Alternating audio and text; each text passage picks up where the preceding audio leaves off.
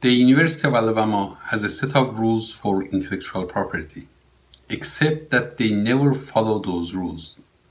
When I took the course on American law, I did some research on this matter and I wrote a paper on patent procedures at the University of Alabama. I did it in the context of an assignment for that law course. At the time, we had a communication with authorities who were in charge of patent procedures. I sent them this paper as a reminder that we had a law for technology transfer. But they couldn't change their ways and follow the rules and procedures.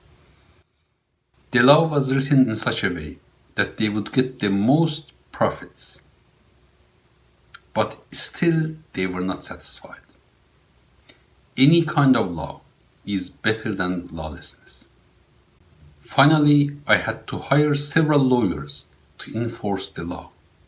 I was able to prove my ownership, file for patents, and start my company.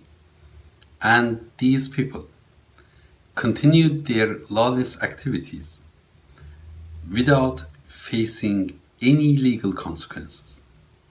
For the rest of this video, I will have an AI to read the paper, and you can see it was a fair deal, only if they had the decency to respect the rule of law. Thank you for your attention. Process of getting a patent. Introduction. Intellectual properties are regarded as public goods which are difficult to produce for the first time, but can be copied much easier later.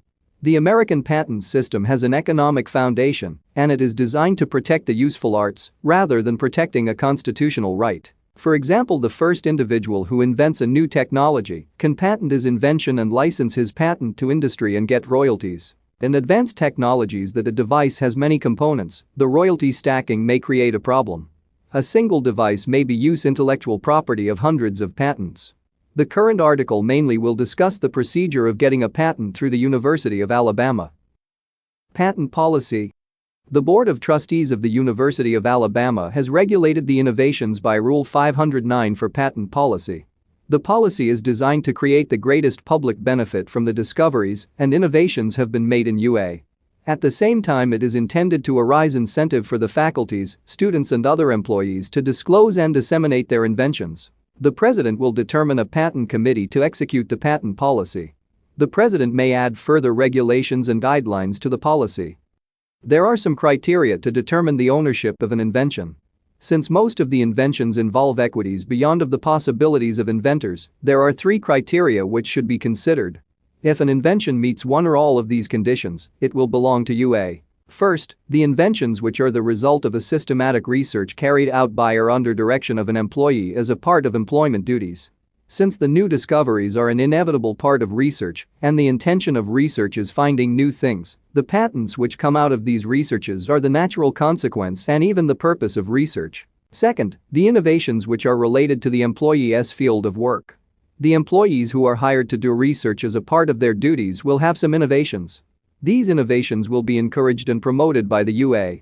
And third, the discoveries which have been developed by utilization of resources and facilities belonging to the UA. The use of facilities and equipment of UA, which makes it possible to test and evaluate the initial ideas, are crucial for any invention. The accuracy or precision of an equipment may play an important role in a discovery. The application of these 3 criteria in any case will be determined by the president of the university. The inventions and discoveries which meet the criteria are assigned to the UA, and faculty members, students, and other employees cannot assign rights to a third party. The president is authorized to assign an invention or discovery to a non-profit organization considering all benefits of the university. The inventions which are owned by the UA will be further evaluated to determine if it should be developed, commercialized or be protected by a patent or not. In these evaluations, both the benefits of the university and the benefits of the inventors will be considered. If it is determined that the UA is not interested to further invest in an invention or discovery, the UA may relieve its ownership rights to the inventors under the conditions which are determined by the president or his designee. The president or his designee is authorized to pay the inventors a percentage of royalties or other financial returns received by UA. This percentage will be determined after deduction of 15% of overhead costs, plus the deduction of patenting costs and any other expenses incurred. The remaining will be divided 50% to the inventors and 50% to the UA. If there is only one inventor, all of the 50% will be paid to him. But if there is more than one inventor, their share will be based on a prior agreement. In the absence of such an agreement, the share will be divided equally between inventors. In some cases that the research grants are provided by US government or its agencies or corporations, some of the terms of UA patent policy may require compliance. Such cases will be referred to a designated officer to get recommendations before approval. An annual report of the activities in the intellectual property and patent matters will be submitted to the Board of Trustees within the 30 days of the end of each fiscal year. The report will include the information regarding each patent, distribution of patent revenue, and the expenses of obtaining patents and other related expenses. Office for Technology Transfer. The University of Alabama has a special office for handling the intellectual property matters. The Office of Technology Transfer, OTT, is responsible for making the patents, commercializing of the innovations, connection with industry, and formation of enterprises. Any faculty member, employee, or student can use the services of OTT to patent his innovations and commercialize them. The OTT has summarized the process of technology transfer in 10 steps, which is as follows. 1. Research. The first step in any discovery or innovation starts with research. The ongoing research on campus may be funded by many different resources. Usually few researchers are involved in a discovery or invention. 2. Invention disclosure form. There is a written document that needs to be filled and submitted to OTT. It is a confidential document and should include all of the necessary information. This document will be evaluated for commercialization purposes. If an invention is going to be protected by a patent, it should be filed at least 3 months prior to publication or any public disclosure. The foreign protection will be lost as the result of public disclosure. 3. Assessment. The commercial value and the patentability of the innovation will be assessed by a triage team. The team has members from different backgrounds including law, business and engineering. The triage team typically spends about 2 weeks to evaluate the innovation and give a written report. 4. IP Committee. The IP Committee has 10 members and they meet monthly. Every inventor will give a 10-minute presentation. The presentation should include a concise description of the innovation, a brief background of the technology, and the advantages of the innovation to the current technology. After the presentation, the technology will be discussed by the committee members and the best path forward will be decided. The main criteria for this decision will be the potential of marketing of the technology rather than the scientific value of the innovation. 5. Protection. Inventions which are potentially patentable will be referred to an outside attorney to be patented. The process from filing a patent to getting a US patent may take several years and requires tens of thousands of dollars to be done.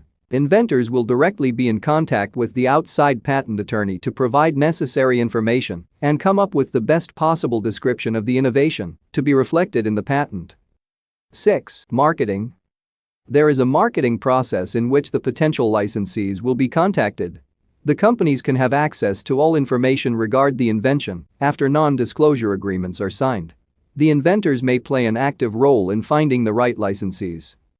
7. Selecting a partner. In the cases that there is more than one company interested in the invented technology, the OTT will decide which company should be chosen. The criteria for this selection includes the ability of the company to commercialize the invention, having enough possibilities to fund the development of the technology, put enough priority in the company activities to be able to commercialize this technology, and provide human resources, and to have a business plan for commercializing the technology. If there is prior relations between a company and UA, it can be regarded as an advantage. Also, if the inventor is willing to work with a specific company, it should be considered. Sometimes a startup company is the best choice to commercialize a new technology. 8. Licensing.